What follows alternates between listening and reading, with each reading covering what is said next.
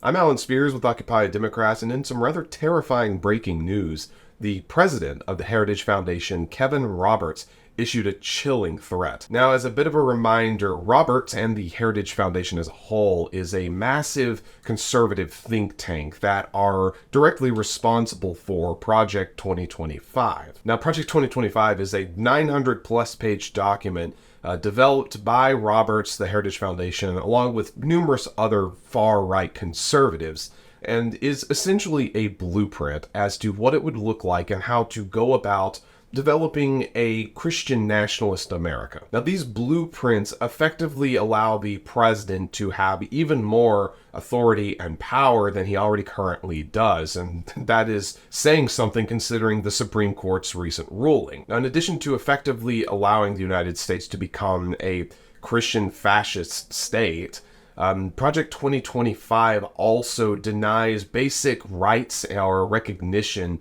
to a variety of different groups that have already struggled historically. Now, some of the plans for legislation and proposals that Project 2025 has include things like returning to this traditional style of marriage where it is strictly recognized as only a man and a woman being married. These plans would also no longer recognize anyone that does not identify as a cis man or a cis woman. The plans just simply say that these do not exist. So my apologies to anyone out there who isn't a cis man or a cis woman. According to Project 2025, you no longer exist. To make matters even worse, according to Project 2025, all pregnancies, no matter what happens, will be carried fully to term, even if that involves the death of the mother, the child, or both.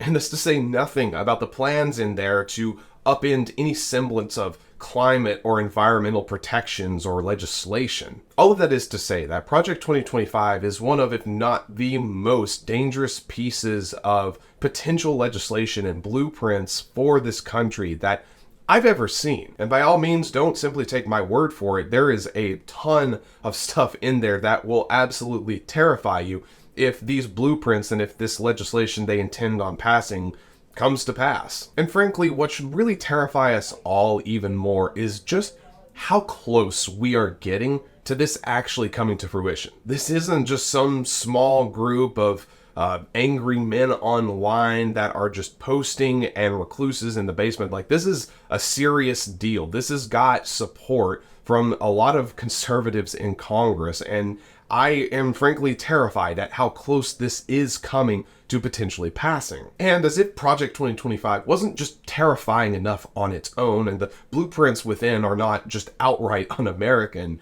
the president of the Heritage Foundation himself, Kevin Roberts, has been doing a series of interviews lately, and they have been terrifying. Now, in the clip I'm about to show you, Roberts, along with apparently a vast number of conservatives for whatever reason, believe that we are in the midst of a second revolution, or are getting closer and closer to a second civil war. Now, in this interview, Roberts issues a bone-chilling threat to the left and frankly anyone who dares oppose them. Because God forbid we stand up to fascist rhetoric and try to protect the liberties and freedoms that have been slowly but surely stripped away from us. Take a look and see for yourself what Roberts had to say and the less than veiled threats of consequences for anyone that stands in the way of the Heritage Foundation.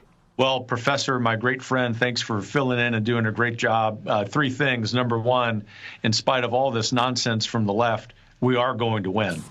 We're in the process of taking this country back. No one in the audience should be despairing. No one should be discouraged. We ought to be really encouraged by what happened yesterday. And in spite of all of the injustice, which, of course, friends and audience of this show, of our friend Steve know, we are going to prevail.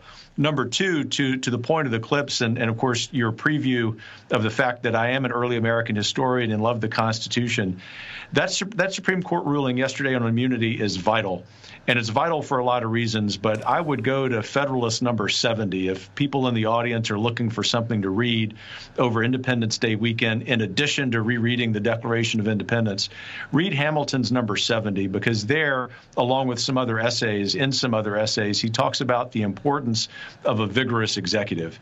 You know, former congressman, the importance of Congress doing its job, but we also know the importance of the executive being able to do his job. And can you imagine, Dave Bratt, any president, put politics off to the side, any president having to second guess, triple guess every decision they're making in their official capacity? You couldn't have the republic that you just described.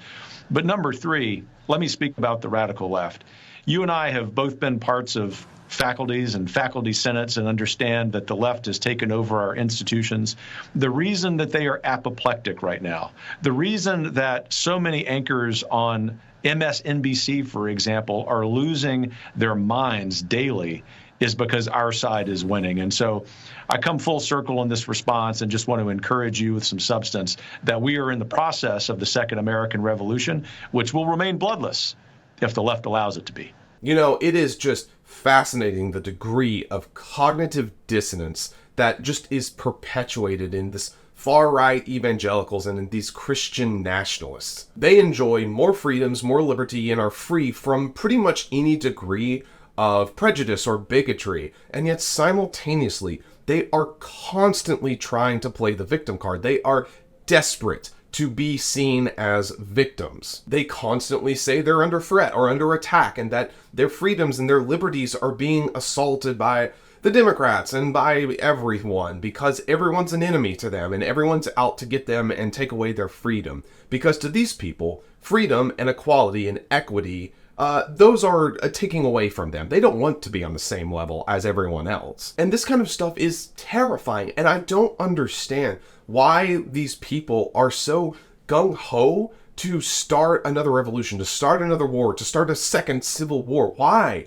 are so many of these conservatives so obsessed with killing and hurting their fellow countrymen? Because let's just be very clear here. The left, they're not the ones calling for bloodshed or a second civil war or are wanting conservatives to die. We think you're stupid, and we think that you've been taken in by a con man who is very obviously a con man and a grifter, but we don't want to kill you. In fact, I would love nothing more than if one day everyone woke up in the MAGA movement and realized they had been taken for a ride, that this was a grift, and they saw the light. And no one is trying to take away your guns or your freedom or your religion. You can have those. No one cares. And look, there are so many wonderful Christians out there that do unbelievable amounts of good, that work constantly to better not just themselves, but their community and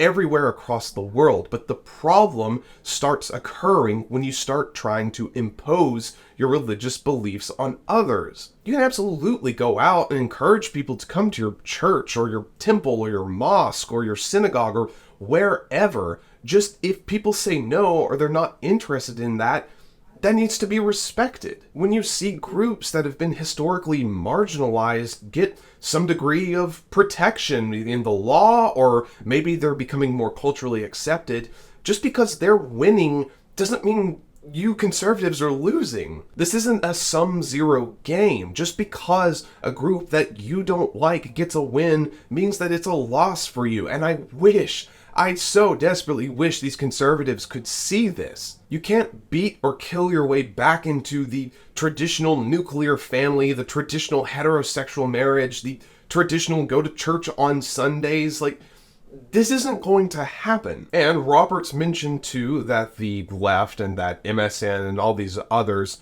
were terrified of what was happening, that we were losing our minds. And yeah, we are. I don't think it's a radical left idea to think that if a president commits crimes, they should have to answer for that. It doesn't matter if the president's a Democrat or a Republican or whoever else. The president shouldn't be above the law. No one should. And yes, the left, along with many others, are losing their minds over what's been happening because the Supreme Court has handed the presidency a multitude of new powers, and it's terrifying. And the Supreme Court has already had members like Clarence Thomas pen opinion pieces that the recognition of gay marriage being valid should be rolled back, that it was a mistake. They have already said and done things that have given a multitude of people reasons to be outright terrified. Because if they start stripping more of our rights away, Where are they going to stop? When will they finally stop and say, we've done it, we've made our perfect little country? It is absolutely a slippery slope, and I wish that so many of these far-right Christian nationalists and these Trump supporters and all of these people who think that this is a good idea, do they not think that this isn't going to eventually affect them too? Look, Kevin Roberts and the Heritage Foundation and Project 2025 and all of this insane rhetoric is just that. It's insane. The left clearly doesn't control these institutions like Robert claims. The Supreme Court proved that just yesterday. And despite these people's best efforts to try to play the victim card and try to have this victimhood mentality, they are nothing but bullies.